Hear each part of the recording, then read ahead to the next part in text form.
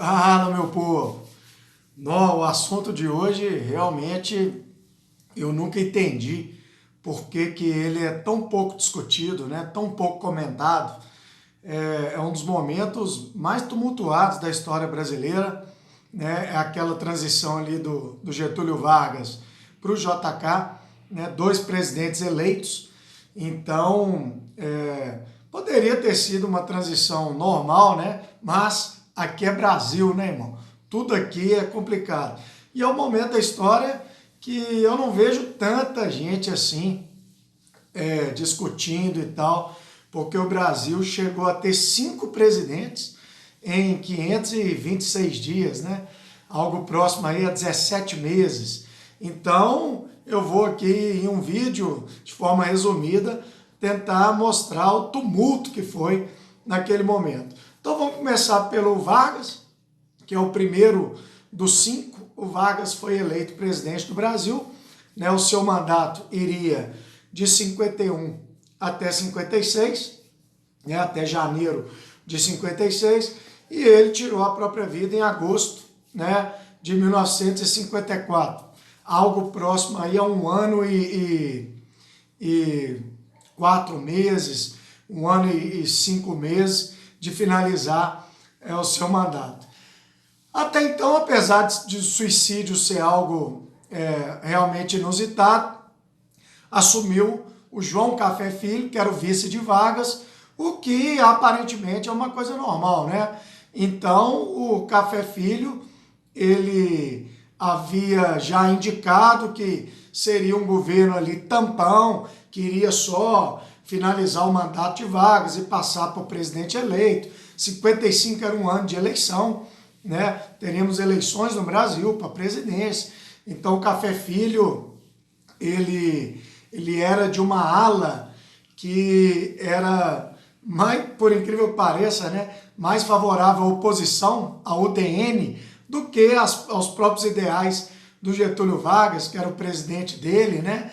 O Vargas, através do seu ministro João Goulart, tinha dado um aumento de 100% no salário mínimo.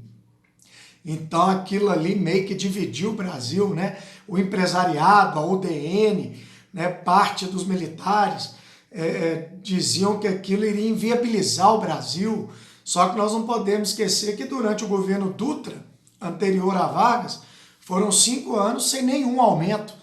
Então o salário mínimo vinha perdendo poder de compra ano após ano, né? Então o Café Filho se mostrou um camarada muito mais ligado à UDN de Carlos Lacerda, que era a grande oposição a Vargas, do que ao próprio governo que ele fazia parte. Mas enfim, então em 55 nós tivemos uma eleição duríssima, né? Uma das mais disputadas da história do Brasil. O JK, né, que era do PSD, com o apoio do PTB, ambos partidos criados por Vargas, em especial o PTB, né, daquele momento o João Goulart, um partido muito ligado aos sindicatos, ao trabalhador, e ele bateu de frente contra a UDN, que saiu com o militar Juarez Távora, e o apoio do Carlos Lacerda, enfim. E foi uma eleição muito dura, né? O JK venceu com 35% dos votos, né? Algo próximo aí a 3 milhões de votos, e o Juarez Távora teve 30% dos votos válidos. E ainda tinha o Adhemar de Barros Paulista com 25% dos votos válidos. Então 35, 30, 25. Né? Ainda tínhamos ali um quarto candidato, que era o Plínio Salgado, famoso Anauê, já não era integralista mais, mas teve 8% dos votos.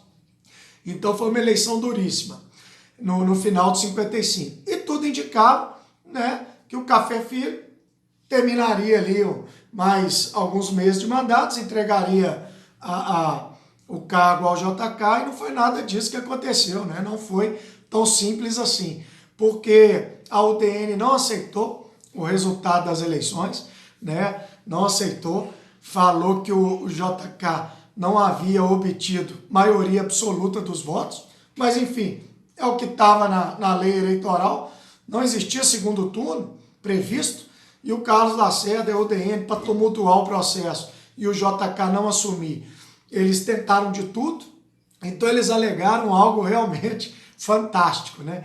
Eles alegaram que os 500 mil votos de diferença entre JK e o Juarez Távora eram os votos de comunistas, já que o nosso querido Luiz Carlos Prestes havia indicado apoio a JK. Então, na visão da UDN, esses votos de comunistas, como o Partido Comunista estava proibido no Brasil, eles não deveriam ser computados. Uma coisa meio surreal, né? Como saber que o voto de alguém é de comunista ou não é? Então, a UDN dizia que JK seria uma continuidade de Vargas e também naquele momento tinha um apoio dos comunistas, uma confusão danada, queria tumultuar o processo. E o Café Filho, que era adepto dessa ideia da UDN, o que ele fez? Pediu para sair. Alegou problemas cardíacos, foi se internar num hospital lá no Rio de Janeiro e pediu licença da presidência da República.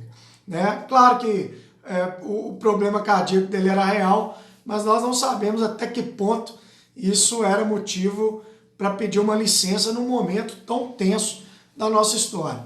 Então, assume o terceiro na linha sucessória, que era o Carlos Luz, um mineiro, que era inimigo pessoal de JK, e apesar de fazer parte do partido dele, ele era de uma ala rebelde, que, por incrível que pareça, era mais conectada à oposição. Então, o nosso querido Carlos Luz, ele assume no dia 8, né? E do finalzinho do ano, no dia 8, fica presidente 9 e 10, e aí o ministro da Guerra, o Marechal Lott, percebendo que o Carlos Luz já estava manobrando para que JK não tomasse posse, né? O ministro da Guerra pediu demissão do cargo, e aí ele percebeu que o exército estava meio dividido e que ele tinha apoio de generais para implementar um golpe, né, vamos dizer assim, e tirar o Carlos Luz do poder. E foi o que aconteceu no dia 11, né? O Marechal Lott, com o apoio de parte do exército, ele tira o Carlos Luz do poder, né? Ele movimenta tropas no Rio de Janeiro. O mineiro, ele tenta fugir em um cruzador da Marinha, Tamandaré, esboçando ali algum tipo de resistência, mas depois ele percebe que realmente não tinha como lutar contra os militares do exército, até porque os militares bombardearam esse navio que estava ali na Baía da Guanabara. Não chegou a acertar, mas foram tiros que passaram muito perto. E aí o Marechal Lott, ele deu um golpe, né, ficou conhecido como golpe preventivo de Lott.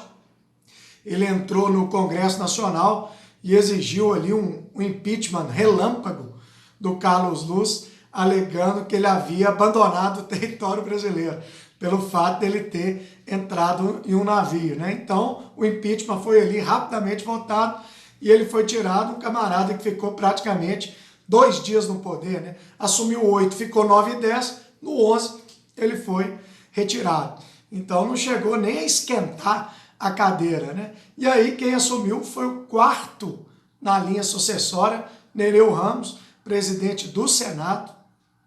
E aí ele implementou o estado de sítio no Brasil, né? O negócio estava meio tumultuado e finalizou ali alguns dias finais ali do mandato de Vargas, né?